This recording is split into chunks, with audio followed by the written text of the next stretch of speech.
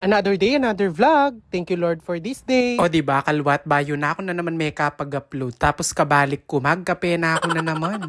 Makanano ko ba naman makapag-edit? Diyos ko, deta nga na akong nisipunan, poning ka na akong allergic. Gantong-ganto talaga ako pag sumasapit na yung bare months. Diyos ko, yung pamanatching ko, alam patugot. Lalong-lalo na nga kapag malamig yung madaling araw. Diyos ko, pagkagising ko pa lang, para nang kinakalkal ng manok yung ilong ko. Wala naman tayong choice. Hindi naman pwedeng laging gamot yung iniinom natin. Kaya super tubig lang talaga ako pag ganun. At habang nga mainit tong kape ko, inaaldok-aldok ko na pakonti-konti para hindi ganon lumamig. Actually, ngayong araw nga na to, may lakad talaga ako kaya ako medyo maagang nagising. O diba? Medyo lang.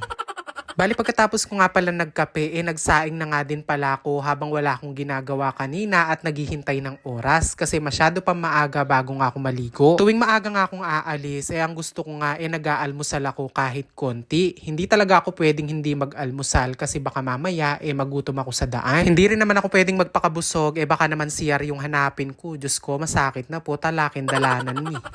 Bali may nakita nga pala akong mga itlog dun sa basket at yun na lang yung in-scramble ko. At ito nga, in-scramble egg ko. O diba, nanan mo po. Yun nga lang, medyo napasobra yung nilagay kong mantika. Parang na-deep fry yung egg. Anong tawag dito? Fried egg, no?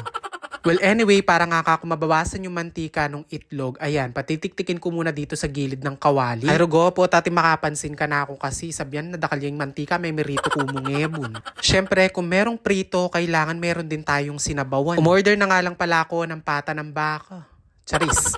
Rogone, noodles yamo po yan. Flavor na, beef. Aba, sesela na kayo mo mga chiku. Instant beef yung sabota mo. Ita mo, pinalayan laman. Since pumapasok na din nga yung mga pamangkin ko, dinagdagan ko na nga yung binili ko na Lucky Me. Kaya naman, ayan, 4 na piraso nga yan at ayan, niluto ko na. Baka magtaka kayo kung bakit inuna ko yung seasoning. Ganto talaga ako magluto ng noodles na may sabaw. Inuuna ko talaga yon para lutong-luto at lasang-lasa mo sa sabaw. Tapos kapag kulong-kulo na nga yung pinakasabaw, lalagay ko na yung noodles tapos papatayin ko na yung kalan at hahayaan ko nang maluto dun sa init ng sabaw. Pero syempre, it's all up to you kung paano kayo magluto ng noodles. Diyos ko po, tas nyo ko po. Gantong pagkakaluto nga lang sa noodles yung gusto ko, yung hindi namamaga. Tapos ayan, yung pinrito kong itlog kanina, wala ng mantika para hindi nyo ako ibas. Charis. Anyway, konting kanin lang pala yung kinuha ko. Tapos ayan, kumuha na din ako ng Lucky Me, nahihigupin ko. Diyos ko, ko pwede magpakabsipo, tamanin to niyang banyo yung kanakong balo yun, no? Hindi ko alam kung ako o kayo rin, kung kailan meron kayong lakad o bumabiyahe, doon naman kayo hindi madumi. Tapos kung meron nasa biyahe kayo, doon susumpong yung tiyan nyo. Dapat kasi Patsema kanta, pwede yaring schedule yung pamagdinat, ne? Char. So right after ko nga mag-breakfast, heto, naligo lang din ako na mabilisan. Pero syempre nagpahinga muna ako bago ako naligo. Puta sabihan nyo na naman, saguli mandilo kay ba't kumengan. Bali, ang flight nga pala namin for today's video San Fernando. Oh, taray, diba? Flight, pero naka-tricycle.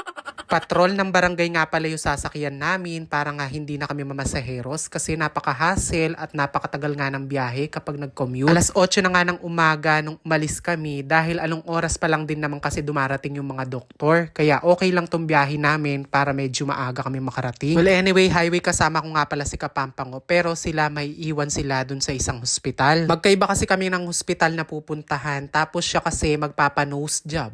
Charis. O diba, pagka nakapagpa-nose job siya, mapapalitan na yung pangalan niya. O palagay nyo, from Kapampango, ano na kaya yung ipapalit? Char! Mga ilang oras nga lang kami bumabiyahe at heto, muntik na nga kami maging kwento. Paano ba naman kasi nawala yung pagkaka-welding na kumakapit nga dun sa may sidecar ng motor? Saktong-sakto nga sa may highway, meron nagwe-welding. Ay kung hindi hawakan na lang namin yung single at kami na lang yung nagiging kapitan ng sidecar. May rugone, kasakit yata ang bilitan manibatan kay kami hanggang San Fernando, total nan may sidecar. And at last nga, ayon yung dalawa, iniwan na namin sila dun sa unang ospital. O diba, karanon da kanyan, ilang pinakamumuna kayong pila. At pagkatapos, ako naman, bumiyahin na nga ako dun sa ospital na pupuntahan ko naman. Dun kasi ako magpapakhifi. Charis. Anyway, fast forward ko na sa dami nga nang nangyari. Tapos na nga pala akong kausapin ni Doc noong mga oras na yan. At alam naman nating lahat, bawal talaga yung mag-video, lalo na sa mga government hospital. Well, in fairness naman nga dun sa hospital na napuntahan ko, mababait naman yung mga doktor at saka yung mga staff. Yung mga oras nga na yan na pagkalabas ko dun sa hospital, napakainit. Kaya naman bumili na lang ako ng shake. Wag na kayo magtaka kung bakit nahagard ako na sobra. Diyos ko, sino di mahagard sa kainitan na yan? Pati kasingit-singitan mo talaga manimawas.